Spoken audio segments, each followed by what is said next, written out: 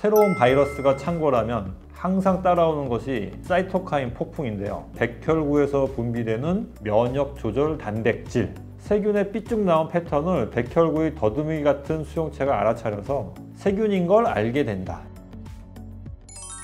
적의 침입을 알게 된 백혈구는 자신의 임무를 수행하는데 임무는 두 가지예요. 하나는 적을 직접 처리하기, 두 번째는 지원을 요청하기입니다. 적을 처리하는 방법은 몇 가지가 있는데 그 중에 하나는 잡아먹는 겁니다. 자, 이게 세균을 실제로 잡아먹는 백혈구를 전자현미경으로 찍은 사진입니다. 근데 백혈구는 세균과 싸우기 바쁜데 지원군을 어떻게 부를까요? 자, 여기서 이제 사이토카인이 등장합니다. 백혈구에서 사이토카인을 생산해 세포 밖으로 보내서 지원군을 부릅니다. 자, 이 그림은 사이토카인 중 하나인 인터페론입니다. 그림을 보시면 이 무수한 점들이 사이토카인인데요. 사이토카인이 막 분비되고 있죠. 자, 그럼 사이토카인이 분비되면 우리 몸에 어떤 변화가 생길까요? 일단 다양한 지원군들이 감염 부위로 도착해야 됩니다. 그래서 지원군들이 들어갈 공간을 확보하기 위해 감염 부위에 혈관이 팽창하게 되죠. 동시에 투과성이 증가하게 됩니다. 염증이 생기면 붓는 이유가 바로 이것 때문입니다. 세균이 붓게 만든 것이 아니라 지원군을 확보하기 위해서 혈관이 붓는 거죠. 결과적으로 더 많은 양의 혈액을 통해서 대량의 백혈구가 염증 부위로 몰리게 됩니다. 자, 그러면 세균과 백혈구 사이에 치열한 전투가 벌어지게 되는데, 전투가 벌어지면 사람만 죽나요? 건물도 무너지고 주변의 모든 것이 파괴가 되죠. 염증도 마찬가지입니다. 주변의 조직이 파괴되죠. 그럼 이 전투가 한도 끝도 없이 계속된다면 어떻게 될까요? 바로 이것이 사이토카인 폭풍입니다. 여러분 만화 중에 드래곤볼 아시나요?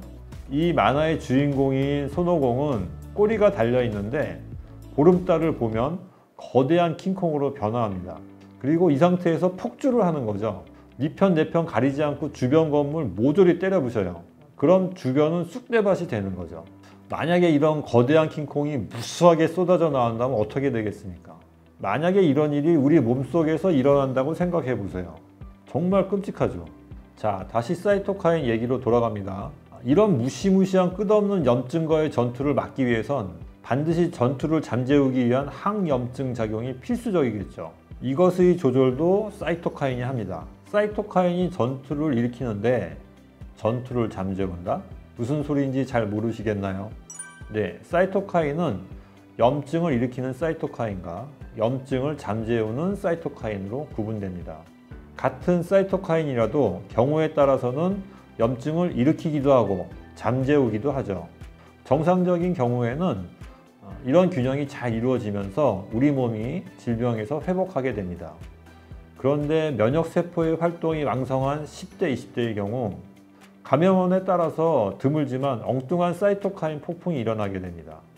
이런 현상이 아직까지 의학적으로 완전히 이해된 것이 아니라서 안타깝지만 사이토카인 폭풍의 치료는 아직까지 확실하지 않습니다. 코로나19의 치료제가 아직 확실하지 않은 상황에서 사이토카인 폭풍이 온다고 하면 정말 치명적이고 사면초가인 상황이 되는 거죠. 사이토카인을 계속 얘기하다 보니 우리 몸뿐만 아니라 모든 생명 현상에서 가장 중요한 것은 균형이라고 생각이 되네요. 그럼 저는 다음 시간에 찾아뵙도록 하겠습니다.